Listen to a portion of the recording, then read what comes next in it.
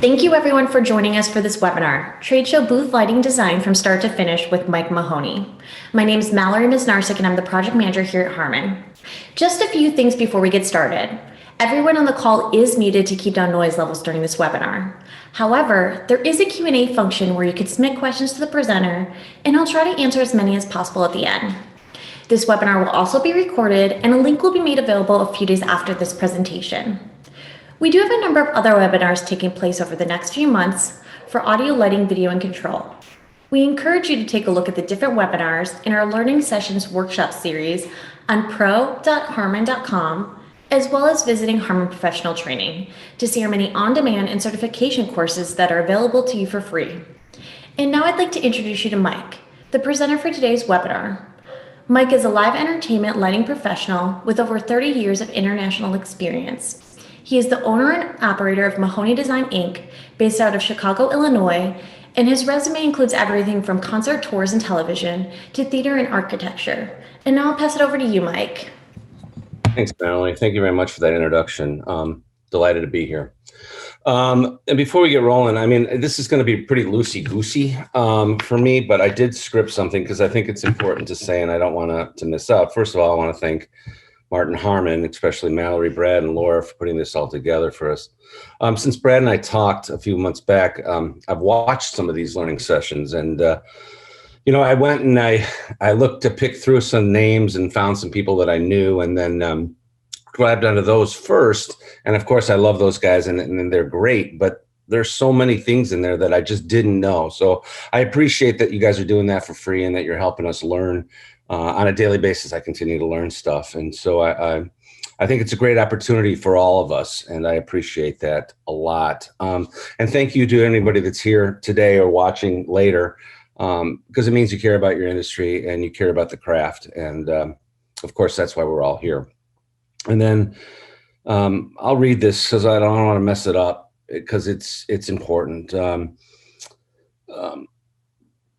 We're going through some serious times here. I would also like to thank everyone interested enough to the craft. I told you that. And I think that this can't go any further without seriously hoping that everyone is safe and healthy.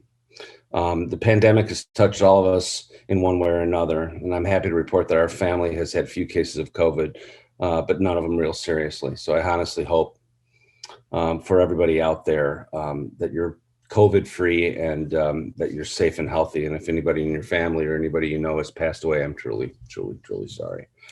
I'm going to do a little slideshow, and I'll just tell you about where I was when I got the first COVID call to stop. So it's gratuitous, but enjoy. So on March 3rd, I was in Orlando, and I was about to unload 3 semis worth of gear for a show, and my client called and said, don't unload the trucks. We got to talk. I'll call you guys later today or tomorrow, and we'll sit down, we'll have a meeting. And the next thing I knew, we were pulling out of the show. Now, at that point, the show was still going on. Trump was actually the keynote speaker because it was a medical show, and he wanted to tell everybody that we were okay. And remember, this is March 3rd. So I was surprised. I didn't think it was that devastating yet. And the next thing I knew, I was on a plane the next day. And by the time I got to O'Hare Airport, the whole show had canceled. So it came quick, it came fast for our industry. And I haven't worked since March 3rd. I mean, I've done some part-time stuff, but I haven't really worked since March 3rd. And I honestly thought when it happened that I'd be back to work in a couple of months. So just another side of the pandemic that's been brutal on our industry. So presentation of goals. My hope is to give you a snapshot of what it takes to design any size trade show, from basically start to finish, and understanding that so much of this goes into the design before we even put a lighting fixture on the plot. And what I mean is for me, and I don't want to talk down anybody that's done this a million times, but for me, this is a little system that works. There's a million ways to do what I do, but this works for me, and a lot of it is done before I even start the design process. So what you see here is the discovery booth. That's one of the very first trade show booths I did. This isn't it. It was much smaller at the time. But it was my first client and I had a lot to learn. I really screwed up the first show and mostly about orientation. So when I talk about orientation, you'll know why. I had the booth facing the wrong way. And my client said, do you want this gig or not? So I learned fast what it takes to be ready before I even hit the trade show floor. So we'll move along this somewhat smoothly, I hope. The procedures for design, I mean, I've kind of broke it down in simple steps, communication, budget, equipment, crew, travel, orientation, layout, design, labeling and information, and then the final design, the okay, the go ahead. And we'll break those down. I'll make it much simpler for you to understand. What you see here is the Titleist booth that I designed. Now, this is an all conventional rig. It's hard to see, but it's an all conventional design because that's what they've asked for. And here's a picture of it when it's done. But I try to design it with automated wherever I can, whenever I can. But they like that look. And honestly, I think for them, it's perfect. So moving on, step one, communication. Talk and listen to the client directly. It's important to understand that listening part, and I'll explain. That took me a long time to figure out.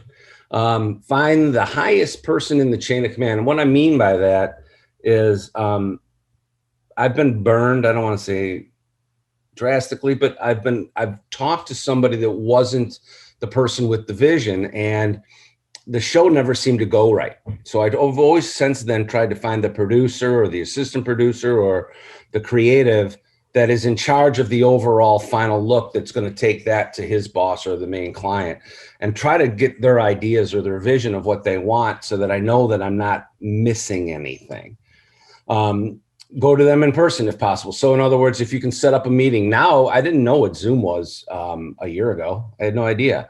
Now that's a great way to do what we do, to see the person face to face and talk to them.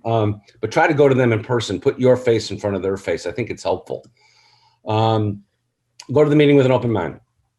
It's simple. I might have a thought, and we'll talk about that in a second, but that might be nowhere near what they're thinking. Although I'm creative and they hired me to be their creative, I have to remember they may take me in a different direction right from the start.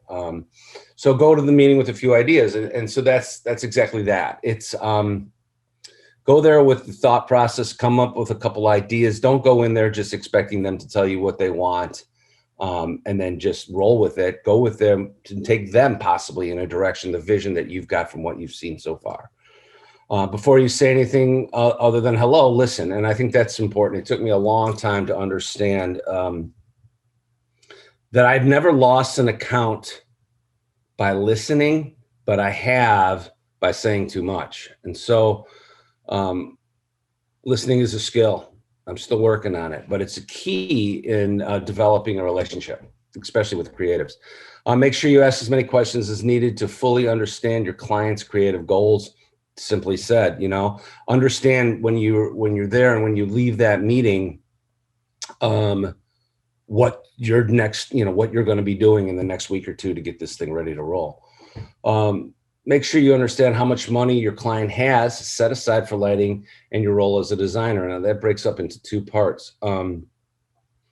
So sometimes it's vague information, but you can usually tell right away. They may not give you the number, but they'll give you maybe a percentage or of an idea how much they want to spend on lighting. So you can figure out right away, is lighting a huge impact for this, or is it a smaller impact? Is my job primarily to lift their scenic elements, or is it truly to light the booth? And they'll tell you. They may not give you a number, but they'll give you an idea. And if you're blessed enough to have long-term clients, they'll say the same as last year, or they'll say something that gives you a true basis. And then what I say is, as your role as a designer, it's important to remind them that you want to be part of the team, that you want to be part of the creative, and that you're there to take their creative and mold it into what lighting can do for them, and hopefully be part of the team.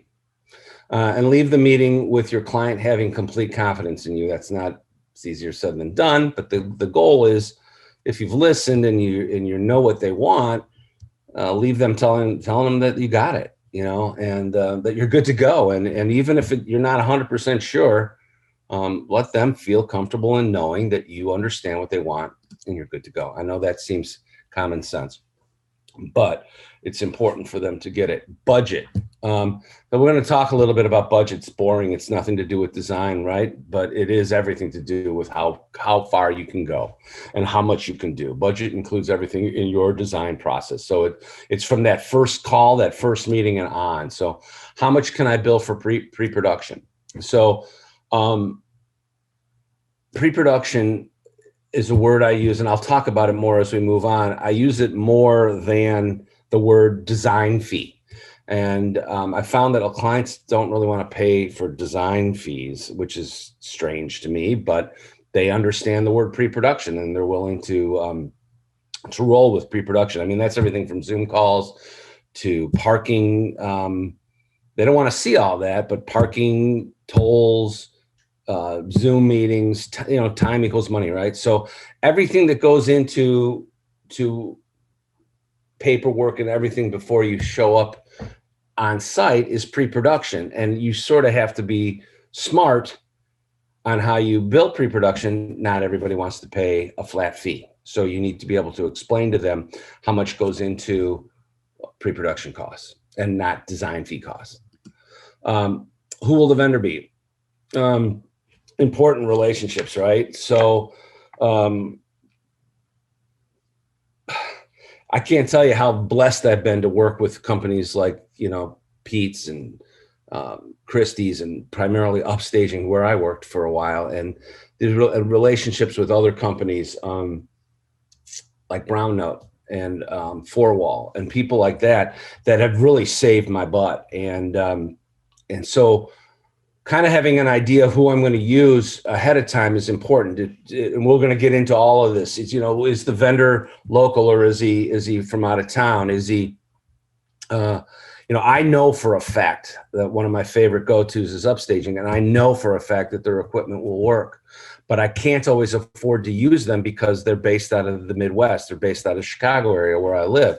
And if I'm doing a show in LA, that's a lot of money. Or a show in Orlando, I mean, trucks are costing a lot of money, and we'll get into all that. But who will the vendor be? So it's all about relationships there.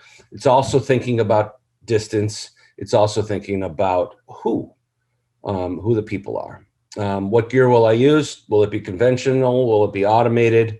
And for me, it's always automated if the budget asks for it. Like I showed you that Titleist booth, it's all conventional.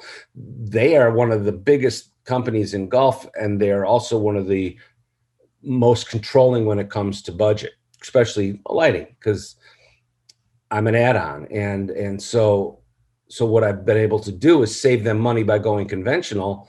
And because it's in Orlando, and because I'm dealing with a great supply house down there, ASI, and their people, I'm able to use lifts and the crews in Orlando, and we're able to get a lot done that you might not be able to get done in New York.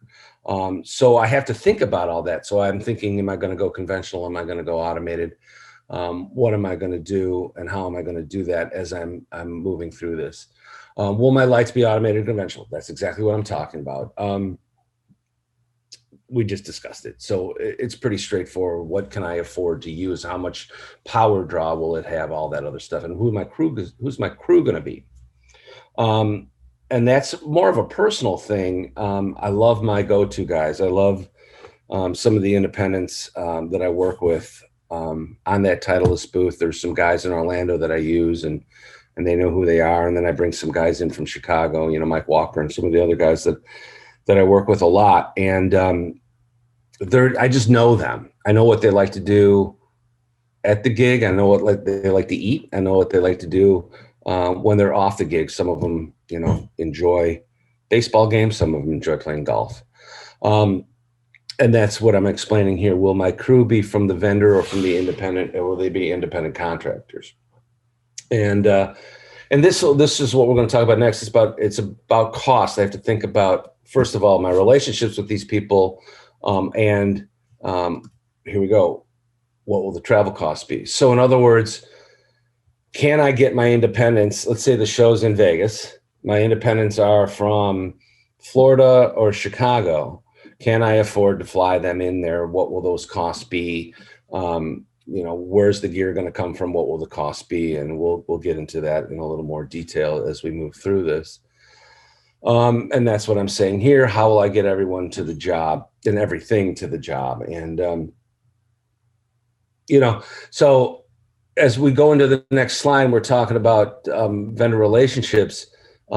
This is what I mean. And that's why I've been blessed to work with people, for a long time. And so I really know who I feel comfortable with. And, but I've been surprised. I've been very surprised by working with companies that I've never heard of or worked with, and they've been outstanding. And so you never know. That's the open mind part, right? So, and Brad, I've had 3 cups of coffee. So if I get a little kooky or I get a little too fast, chime in and rope me down, will you? So I feel good now. You're doing great, Mike. Keep going. Okay. I don't want to get too wacky here. So pre-production limits and vendor relationships. Can't stress it enough. How much can I bill for pre-production? All pre-production such as drawings, Zoom meetings, phone calls, site surveys, supplies are included in pre-production expenses. As it says on the left here, time equals money. And that's what that's all about. We touch base on that, and we know now that relationship is going to be important. And I'm calling it pre-production versus design fees. Some clients don't fully grasp the design process and want you as a designer, what you bring to the table. They don't care so much. That's sort of a given. That's why they hired you. It's your creative based on the client's vision, and some clients don't want to pay for that.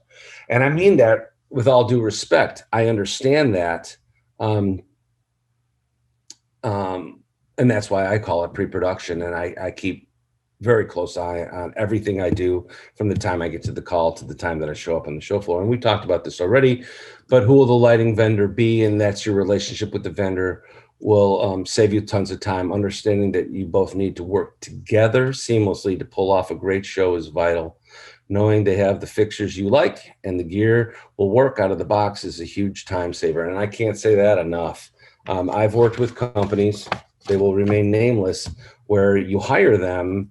There's no money for prep.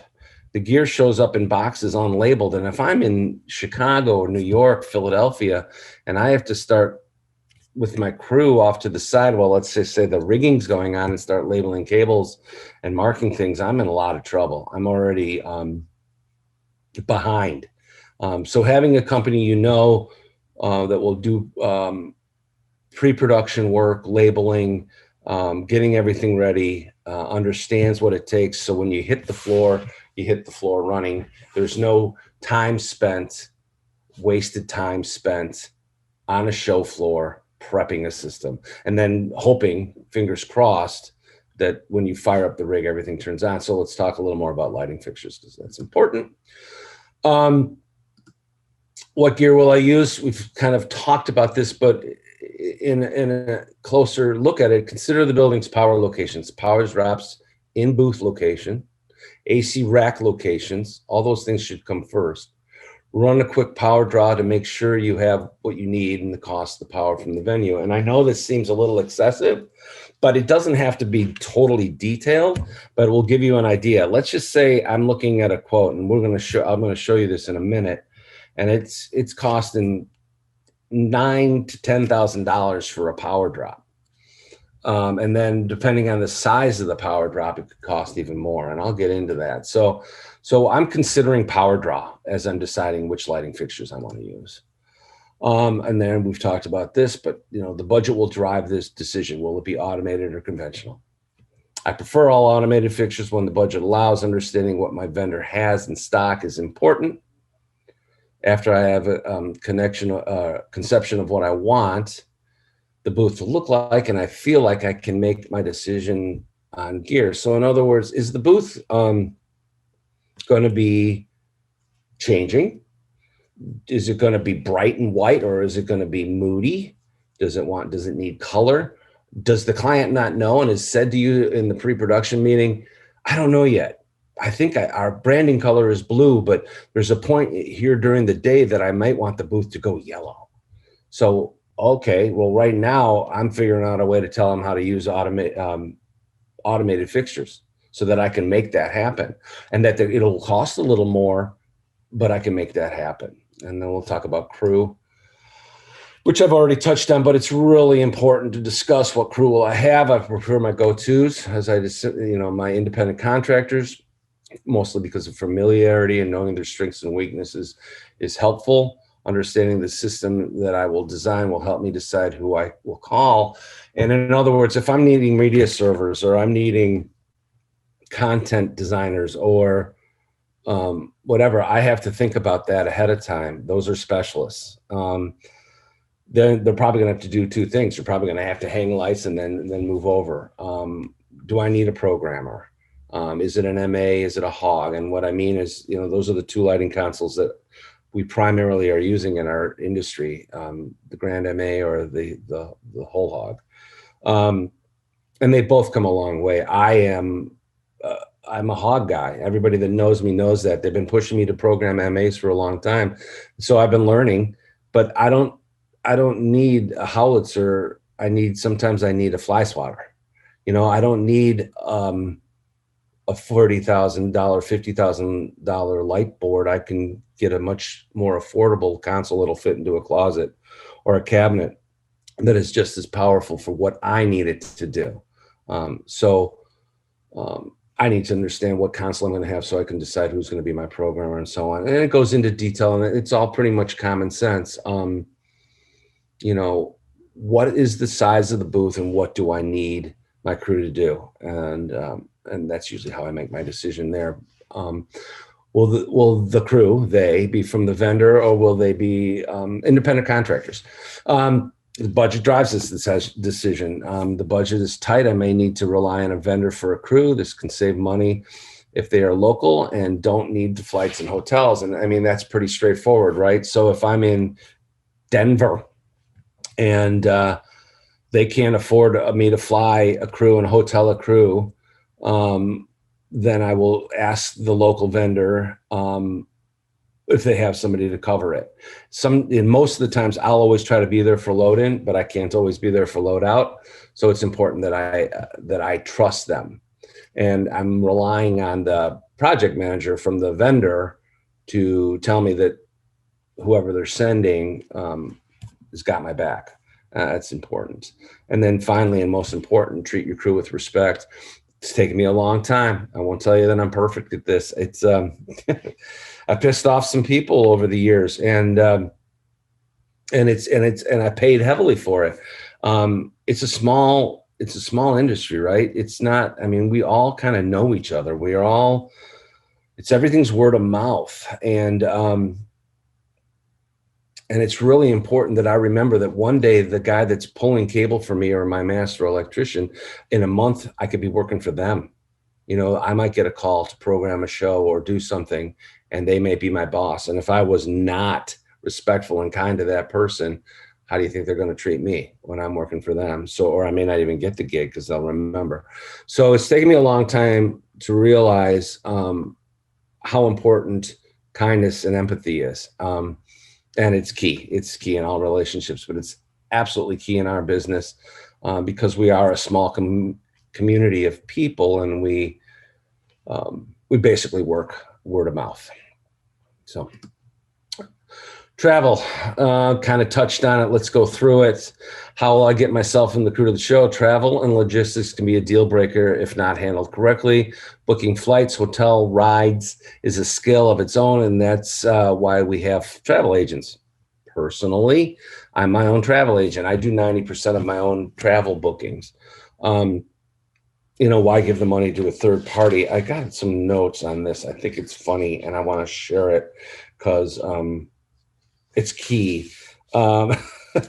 So in booking, it used to be once upon a time that everybody would share a room. And that was a much tighter sort of scenario, and it was rare. But now everybody gets their own rooms, and everybody likes their own airlines because they have their miles and so on. So it's courteous to ask what hotels and air miles they use.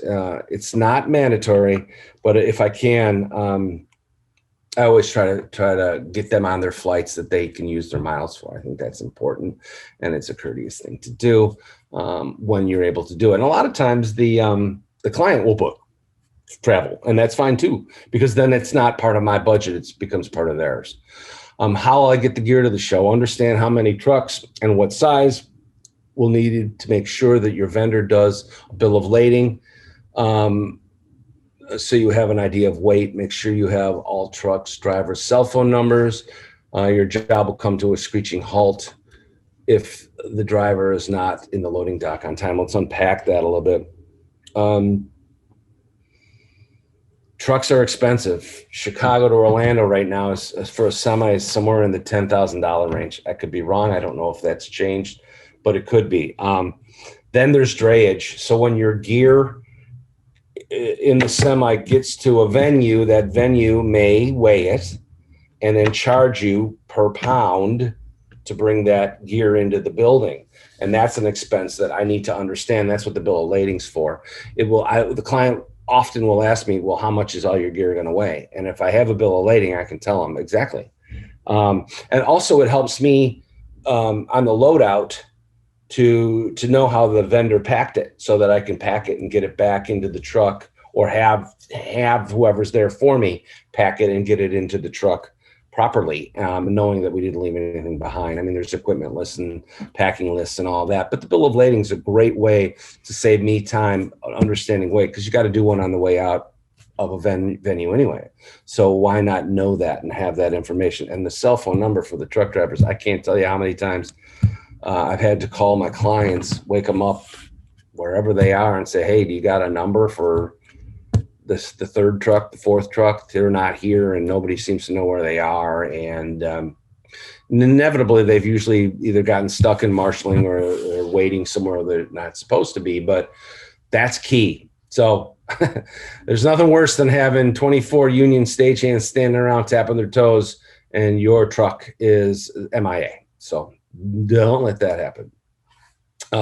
Booth orientation. So we'll talk a little bit about this because I think this is key too. I told you that on my very, very first job, I almost lost it because I had the booth facing the front doors, and I assumed that that's the way it was supposed to be. But actually, the main aisle was the other way. Didn't understand it at the time, so I basically had it backwards. And when the guy showed up, and I'm like, because I was coming from rock and roll, where the faster you get it done, the better.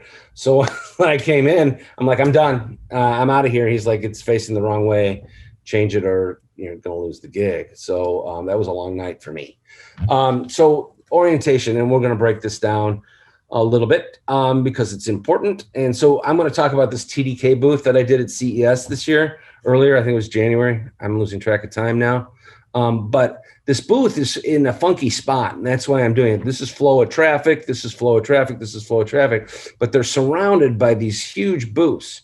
So I wasn't sure which way the things would go. So I asked several times what's going on and where this thing lives. And this is what they sent me. So I'll talk about orientation, and these are the steps I take. Client renderings and floor plans. So I want to get as much detail as I can. I want to know their vision. I want to know what it's supposed to look like when it's done. Booth orientation, we talked a little about that, but I always ask for a drawing that shows the fabric, the floor plan, and their directionals. So which way this baby's going to go, which way it's going to line up. I need to know that for sure. Clients' hanging points. This is a drawing that shows me where my truss needs to be, basically in orientation to the floor plan, so that I lay my truss out to lift everything. We showed this. This is the floor plan. You can usually get this from show management, or if not, I get it straight from my client. Better to get it from your client because they know what they want. Rigging rules, and I talked a little bit about this. This is kind of just to see. A lot of times there's load weight requirements. There's certain specs that you need to have. Some of your gear needs to be certified. Sometimes they won't even let you bring in outside gear. You have to use their gear because they know it's certified, plus they will bill for it. Building layouts. I have a file full of different venues. But lately I've noticed that it's been harder to get full-size drawings, and I get snapshots over my booth of what beams I can rig on, what their load capacity is, and so on. And so when I was doing this TDK booth, I was looking at this thing and I was trying to figure it out, and there wasn't a key to show me color. So I had to call Freeman and try to figure it all out. And what I did find out is that that you needed spanner truss. And I'm like, uh-oh, now what do I do? And we'll talk a little bit about that in a minute, because that changed everything. And then power, as I talked to you about power drops. I know I'm going to need power to lift the motors. The client's going to have to pay for that. That's usually a 30 amp system on the floor. But I also know for this particular booth that I needed a 60 amp in the truss. And so I basically am getting an understanding right out of the gate, even during the orientation, where the power is going to be coming from, where it's going to drop into my truss, if we're going to have power on the floor for motors, where is it going to start. And so you can see here a little bit here, this is my 0 point, because this column is where the power was coming from.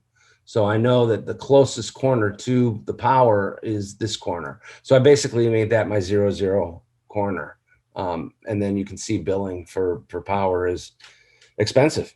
And at the bottom, it says approved, which means that my client decided that they were willing to pay Freeman that amount of money for power. And so I need to make sure that I stay within that and don't go over that, because that would be an add-on cost.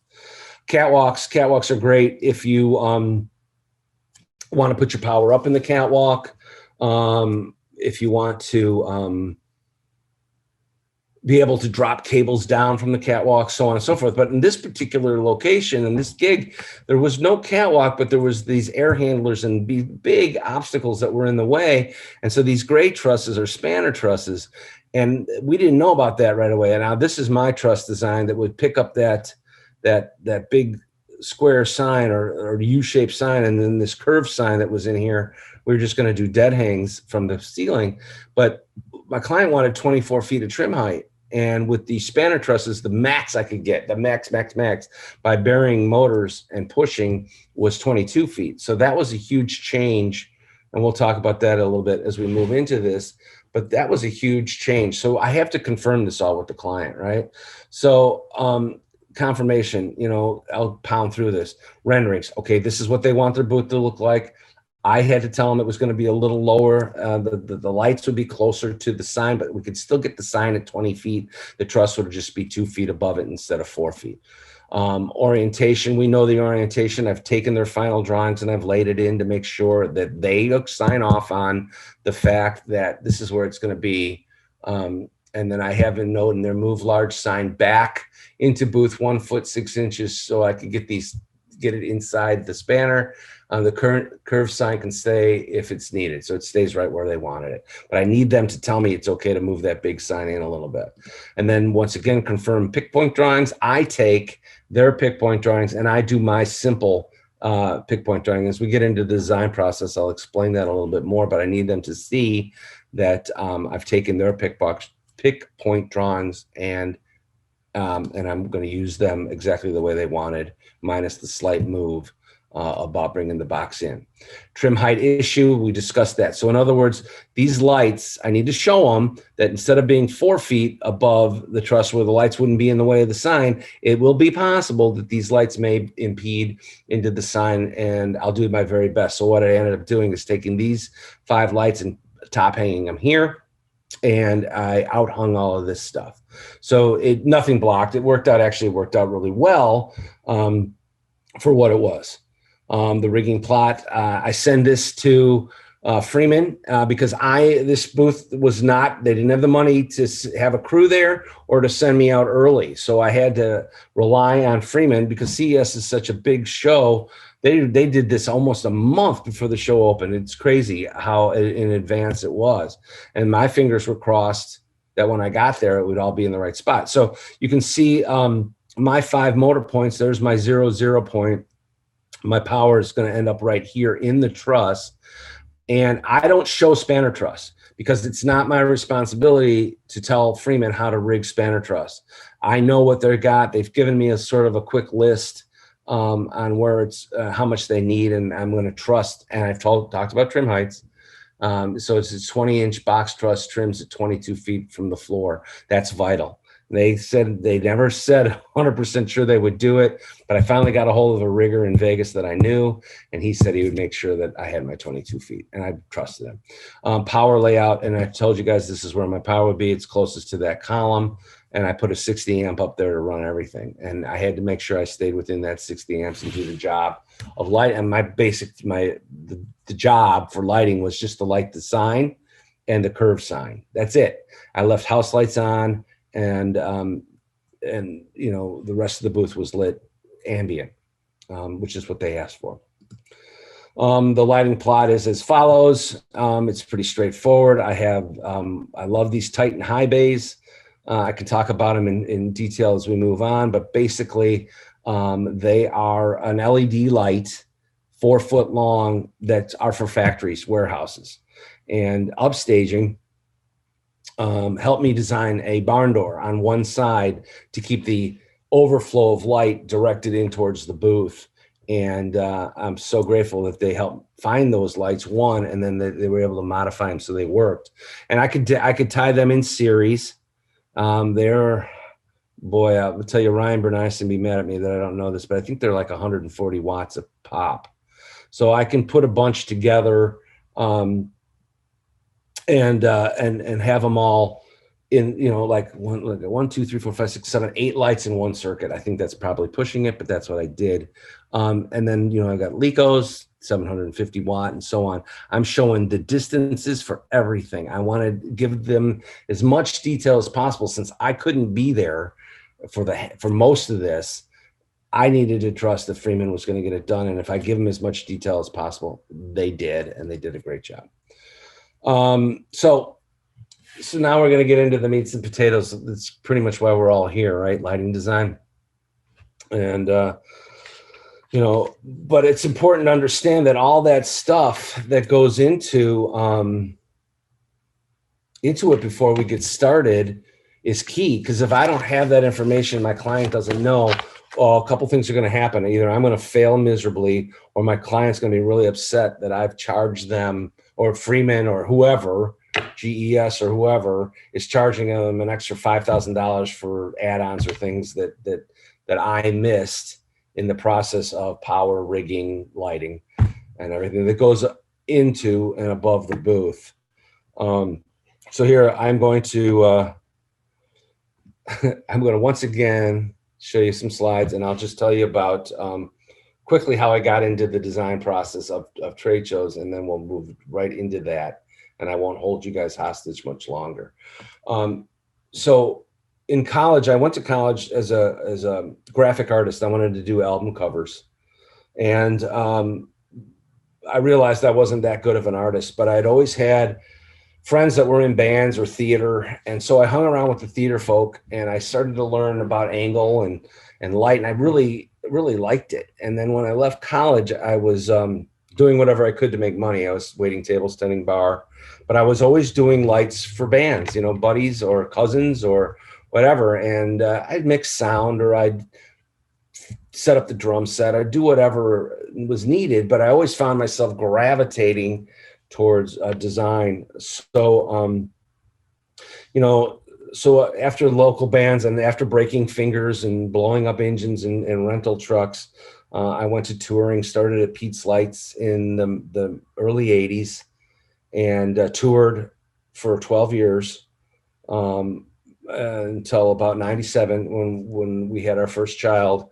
And so I wanted to get off the road, and I tried television, and I did it. It was great. Television's good if you can get it. I enjoyed it. I worked at NBC for 3 years.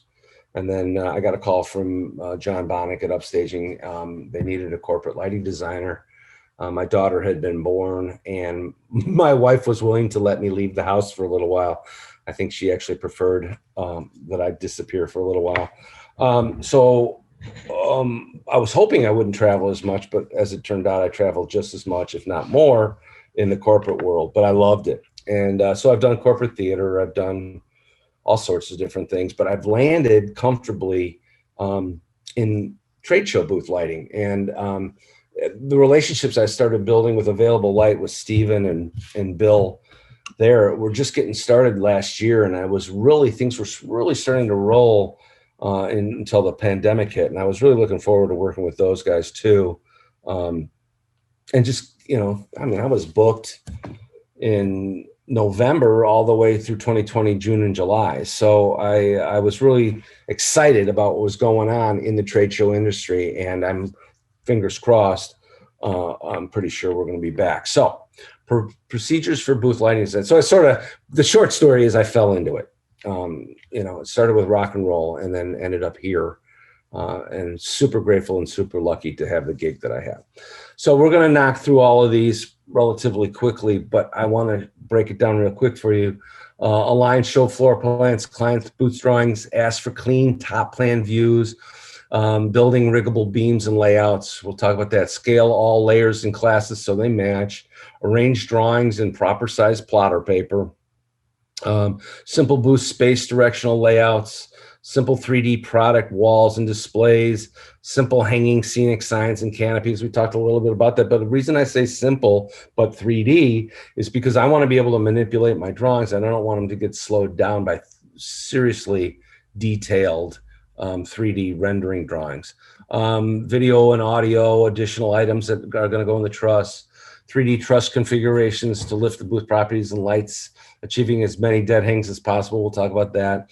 3D lighting placements, starting with clients' most important properties they want lit. That's key, right? What am I there for? I'm there to light what the client wants lit, and I have to start with that. Apply all important fixture and wiring information to the plot, title block, and with all the pertinent information needed. And I do my own title blocks. We'll talk about that a little bit. Vectorworks that I use has a great title block system that does a lot of calculations. Mine kind of does, but not really. But I like my title block. I've gotten comfortable with it. So we'll talk about that. So it's the aligning of the floor plan. So here's your floor plan that I get from show management. The booth that we're going to be talking about is one of my larger booths. It's at RSNA. It's the Siemens booth. It is this booth here. This is the floor plan from RSNA, and this is the load-in schedule. We'll talk about why that's important too. And the blue booths are the ones that usually get hit first, according to this, then the red booths and so on. So that's good to know. That's information needed. And then I take the floor plan that Catalyst exhibits. Rich Korth is my main client there.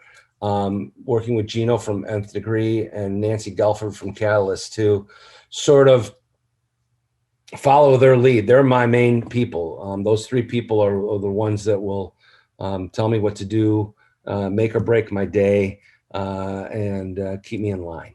So now I go to McCormick Place. I have this file. McCormick Place is in Chicago. I live in Chicago. I've got most of the drawings of the building.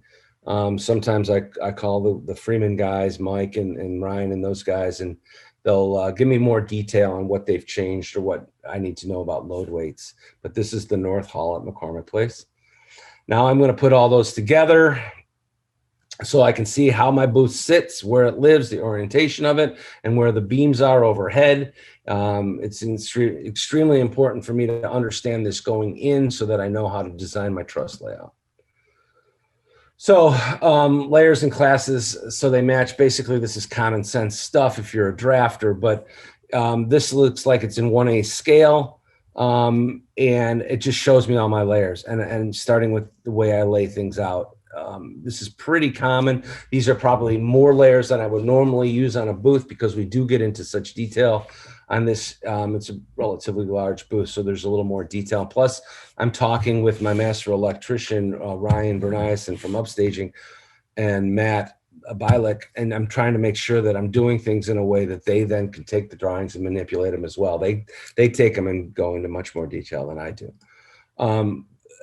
this just shows what I was just saying. It looks like I'm in 1A scale equals a foot. This is a top plan view. This is how many revisions I done. I don't charge by revision. Some people do. That's part of my pre-production, and I keep track of it. The final drawing was done on 11/19/19, and that's information in my title block. So arrange drawings on proper size plotter paper. I know that sounds silly, but if you want to look professional, then you want to make sure that you have access to a plotter and you have access to making it look as good as possible. I know that this is my paper here. I think it's Architectural D, which I like because it's not too big.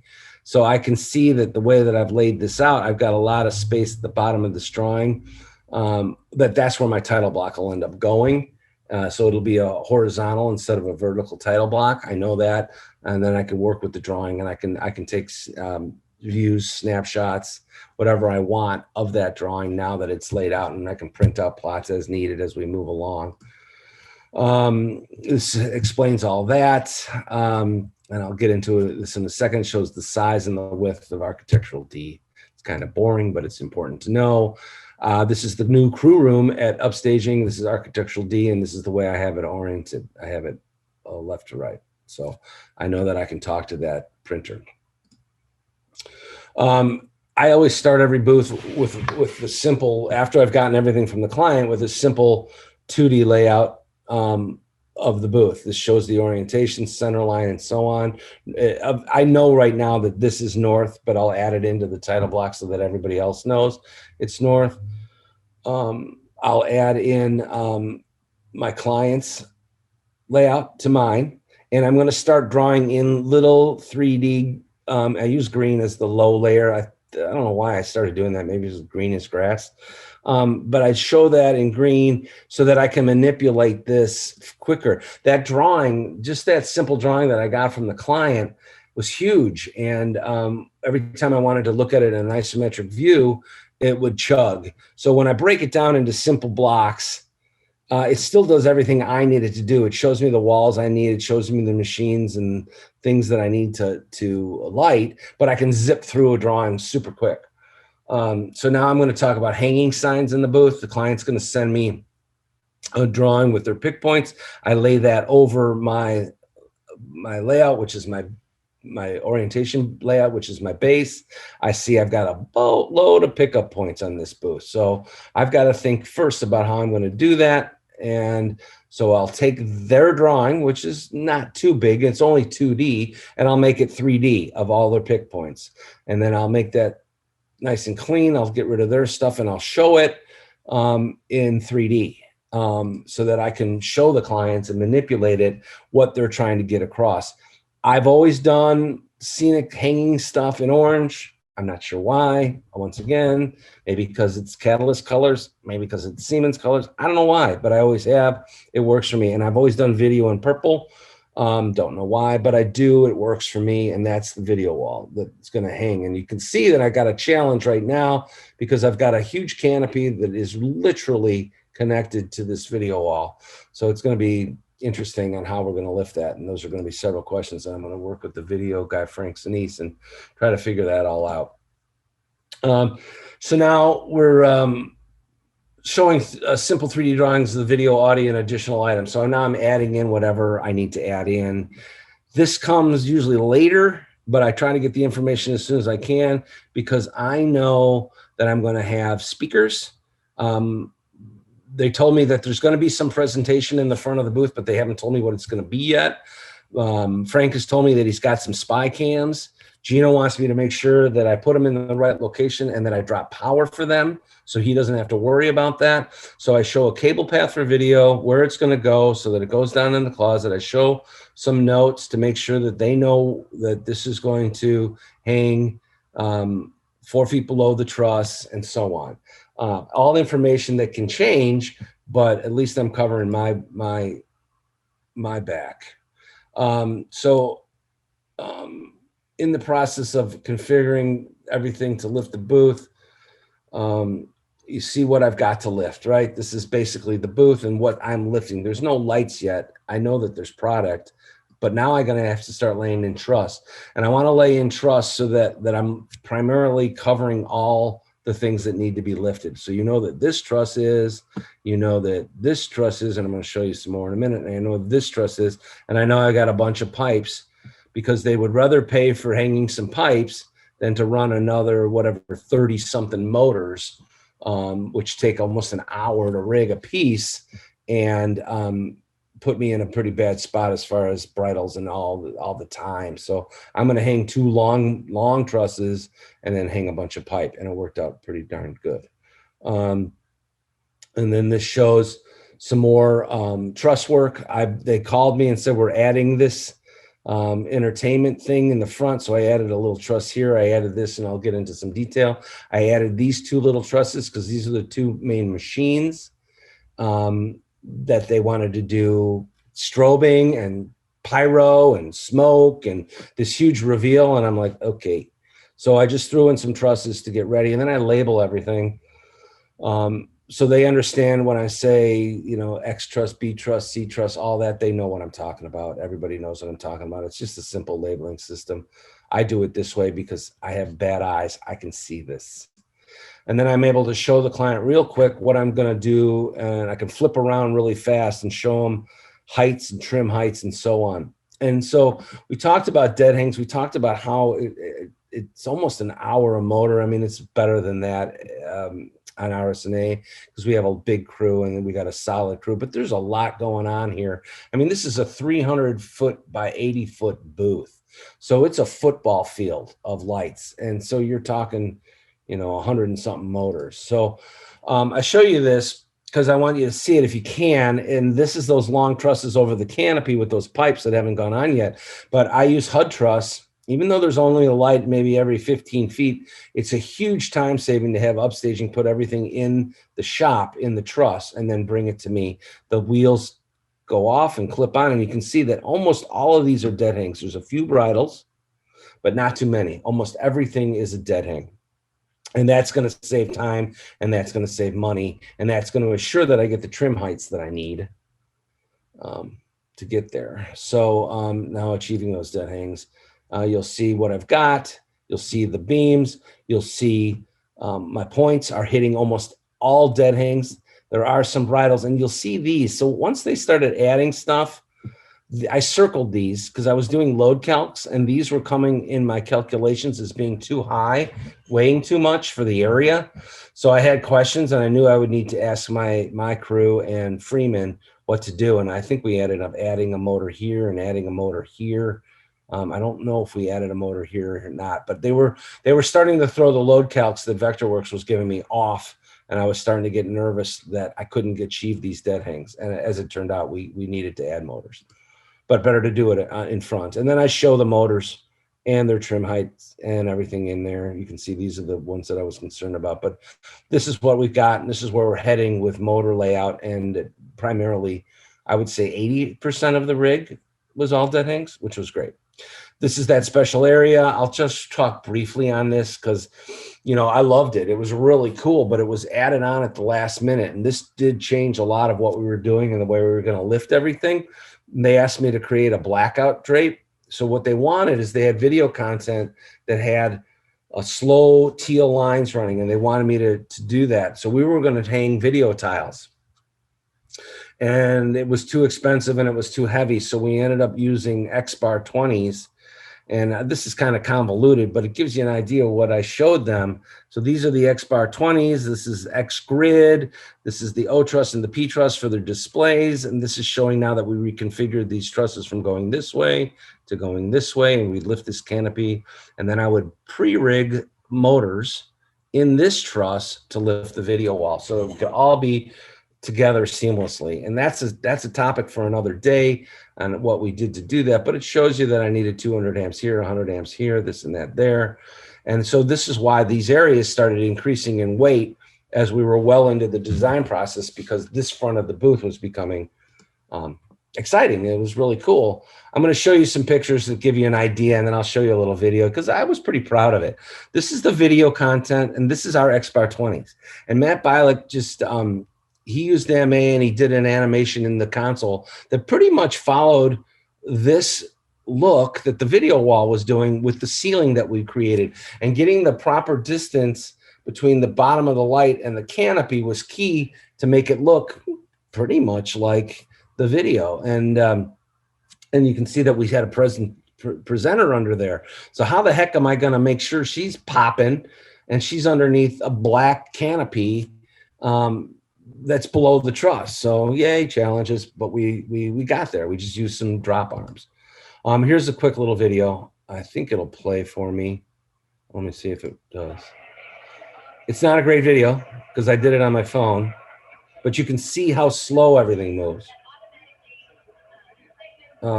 This will give you a little idea that she's lit, she's popping.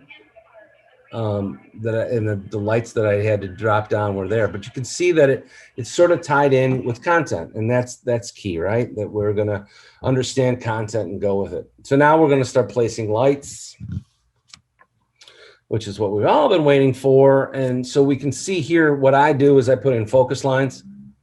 What is most important to the client is this header. This header lives in here. So I have a truss out here that's going to light it, and I have this truss in here. That primarily, those are the only two trusses. Well, maybe I added this one here.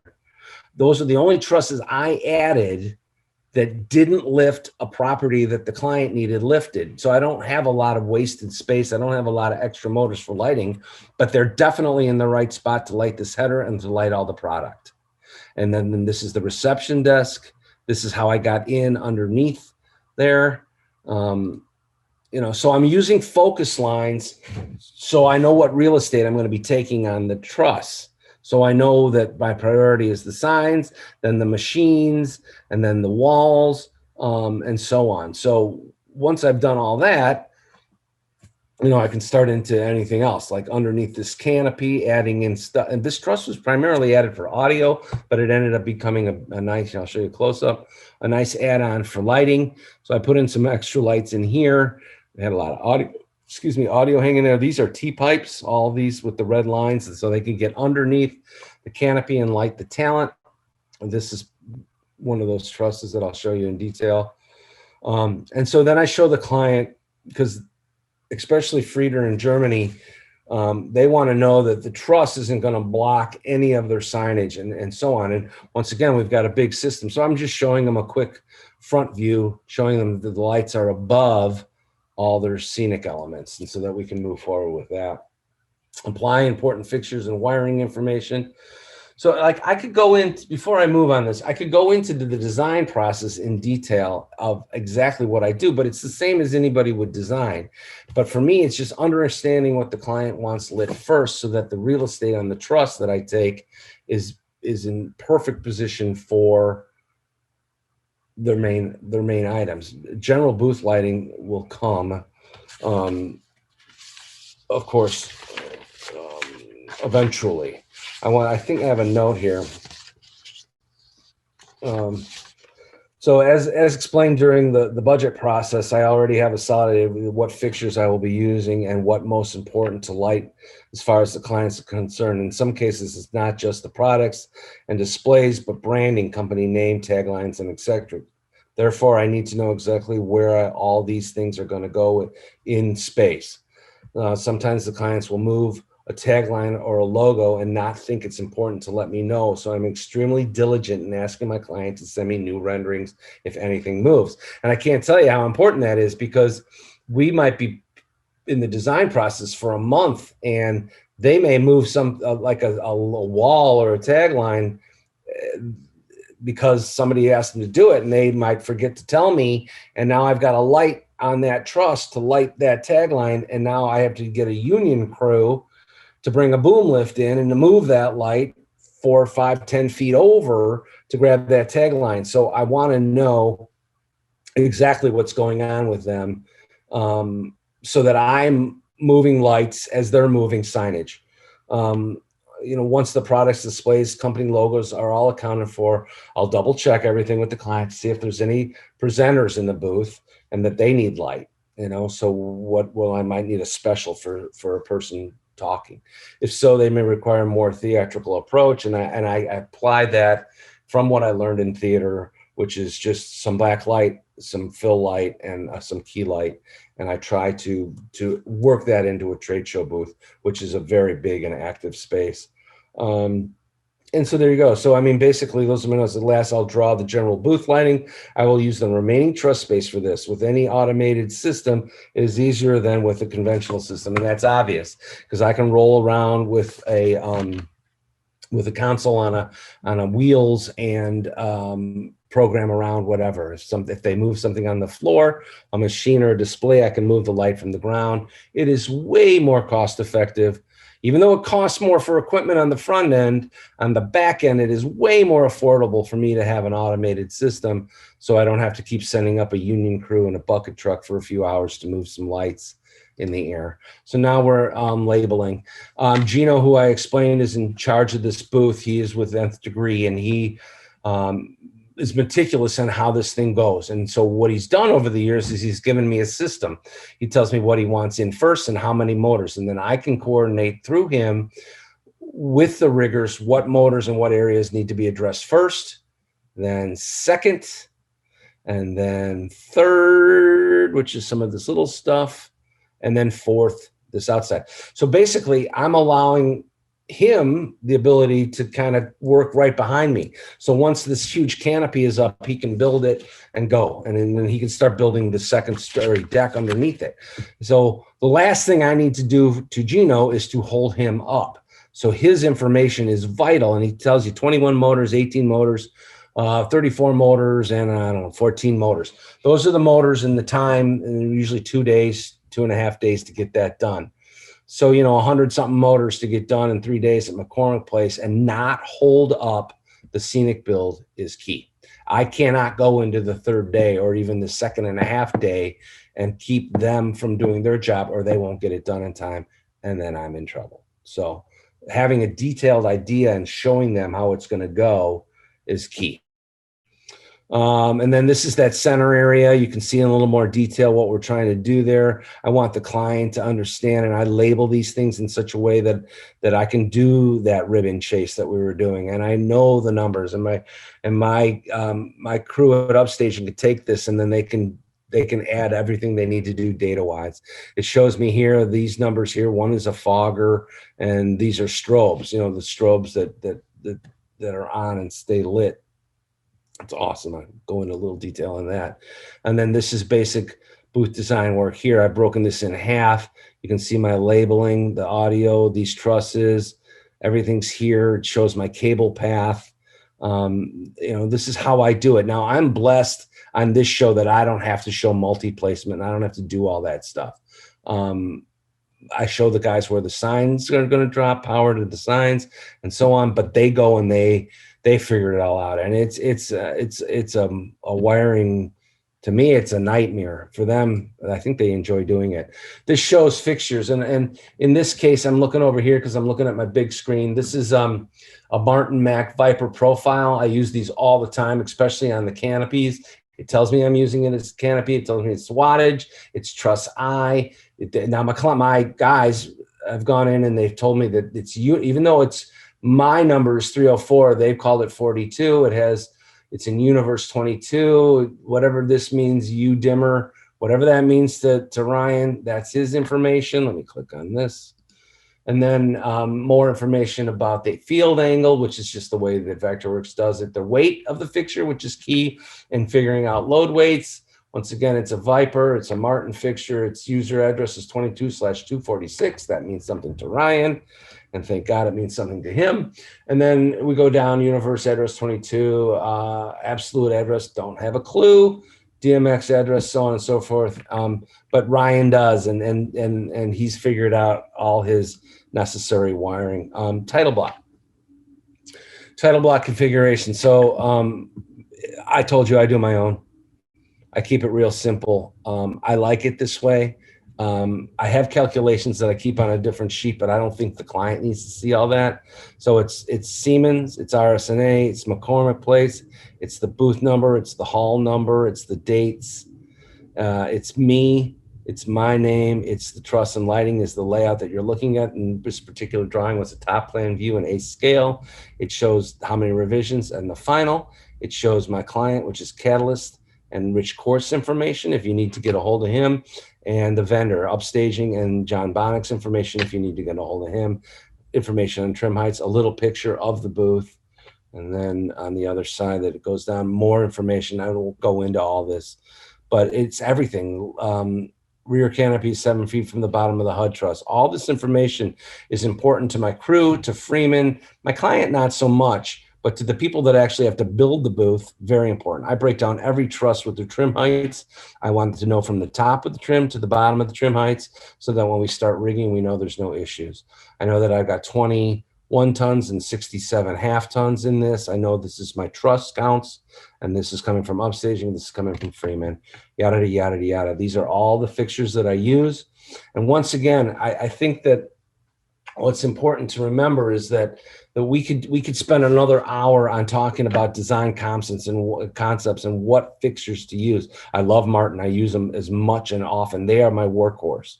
I use them for everything when it comes to framing, to gobos, and or to general booth light. The majority of the booth is lit with Mac Auras and Rovi Spiders, and I love them. They do the job. This is that special effects area with the X bars, the GLP strobes, the Atari M7 LED fogger. So in other words, they wanted pyro and CO2, but we couldn't get the okay from McCormick Place. So these Antares are pretty good at of doing of like a stream of smoke downward. And they have lights built into them, although they're iffy, they still work. And then I had to make sure that I had the 10 power cans from Freeman, and I showed them where I wanted to hang them.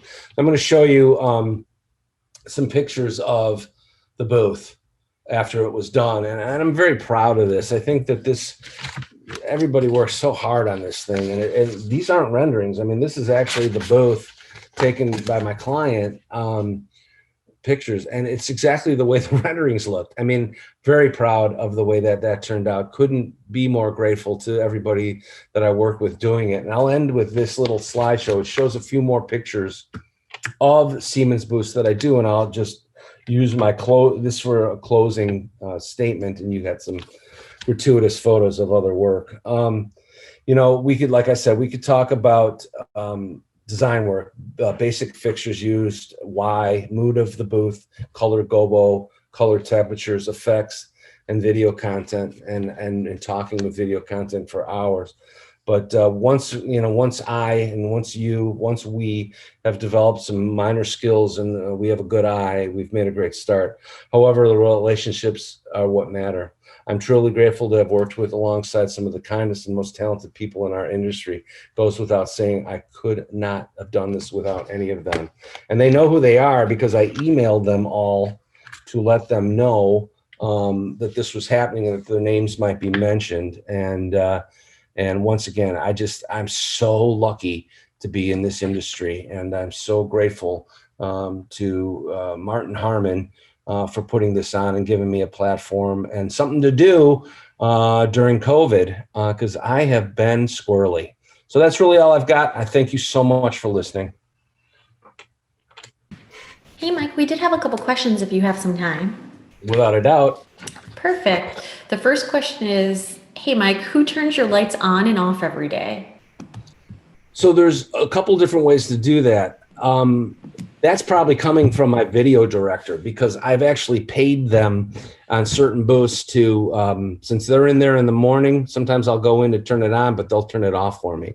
But usually there's a guy that's on the booth. Now there's times when we have queues to run, and either I or my programmer will have to be in the booth to make sure that happens. But for the most part, I've been blessed to work with some video guys that I can wrangle in to either turning on or turning off my booth for me. It usually costs me, dinner and drinks, something like that. But somebody always has to be on site. Perfect. The next question is a two-parter. If there is such a thing as an average size trade show booth, what is the common amount I should think of regarding the lighting budget? And how do I know what amount to tell the client so they know what to expect? So that's a fair question and almost impossible to answer.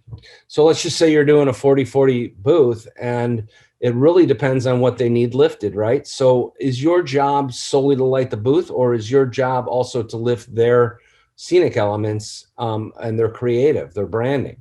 And in that case, you have a little bit more leeway, because you're doing two things. You're lighting the booth and you're lifting their products. So there is no set number. I can tell you that the most expensive thing in creating a budget is travel expenses.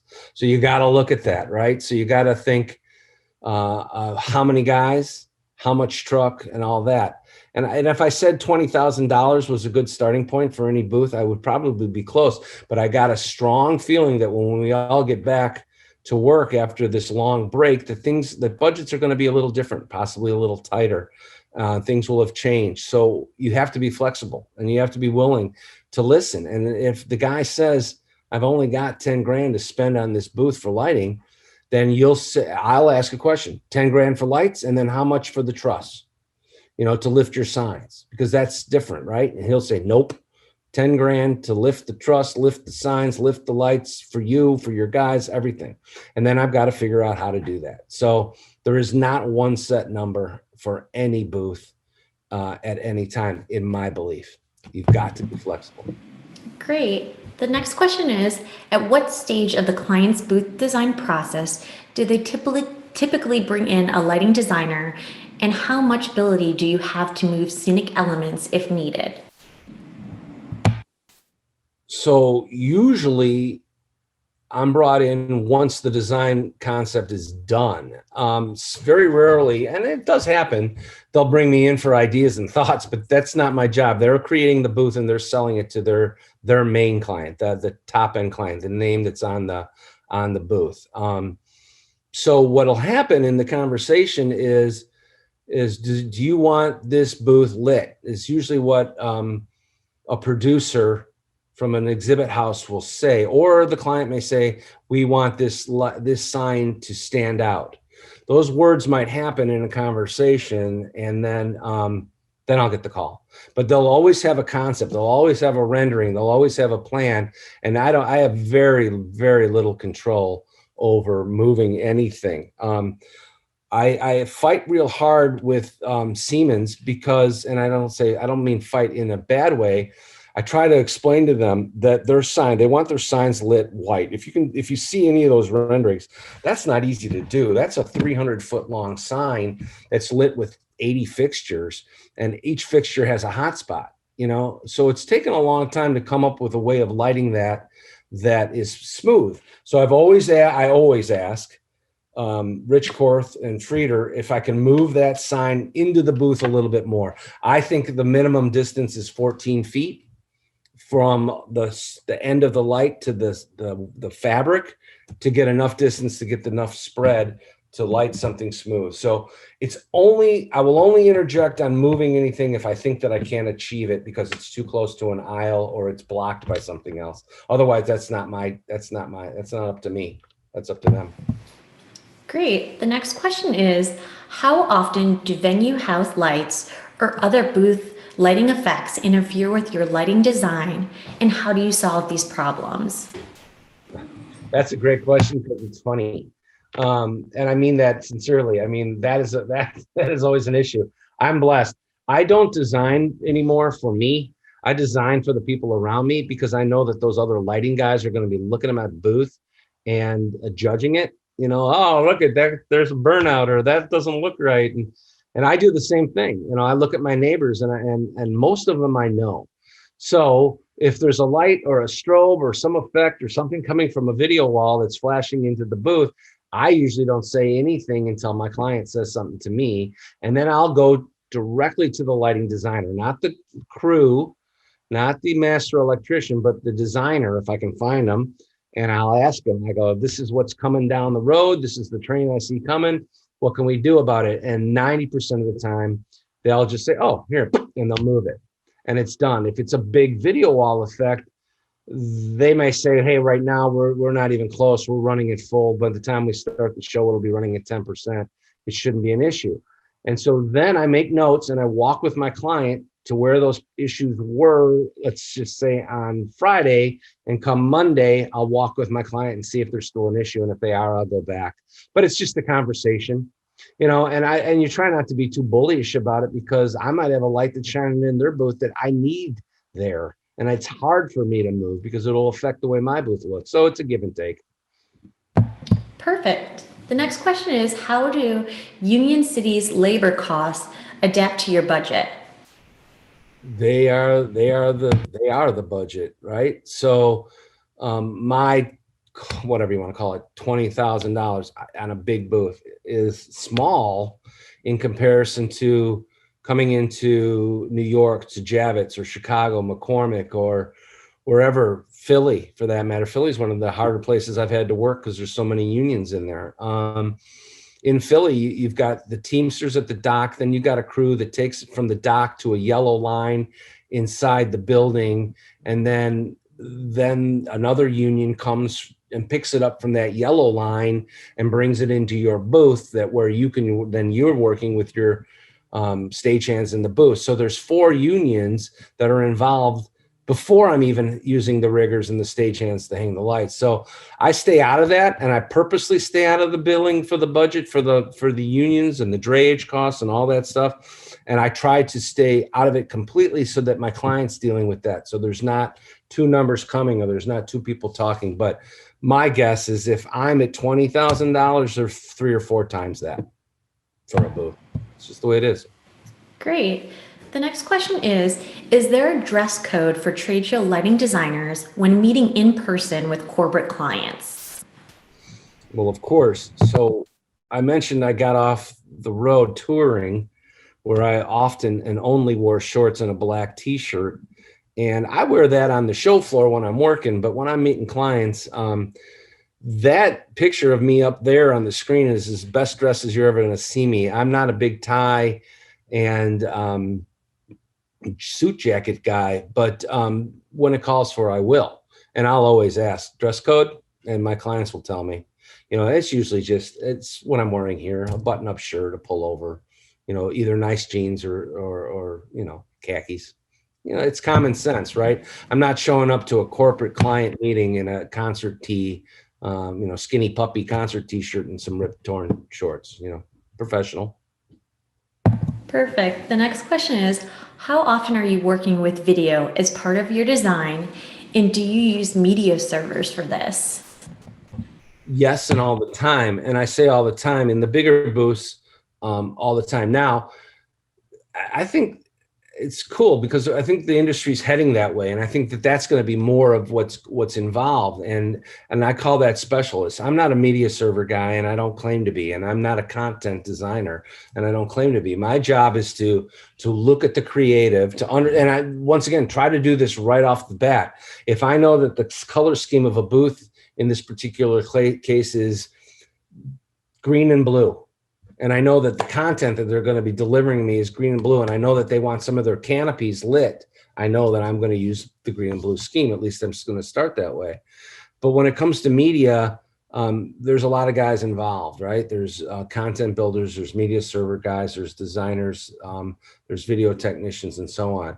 So in this particular Siemens booth that I showed you, I've got more involved than I normally do because I know that the ceiling that holds the video wall are all tied together, and that the way that it looks should be tied together. So there's a very detailed conversation early on about what we're going to try to do. Even though that was added in late, let me see if I can click on this and show you. Even though that was added in late, I'm able to coordinate that. Let's see if this works. Okay, this did work. So, and this is a perfect example. Their marketing is blue. So I went with blue here. Let me click on this real quick, and it may not hold. I don't think I can get it to hold. But there's the moving balls and stuff. So then they were in orange. So everything was done in orange. So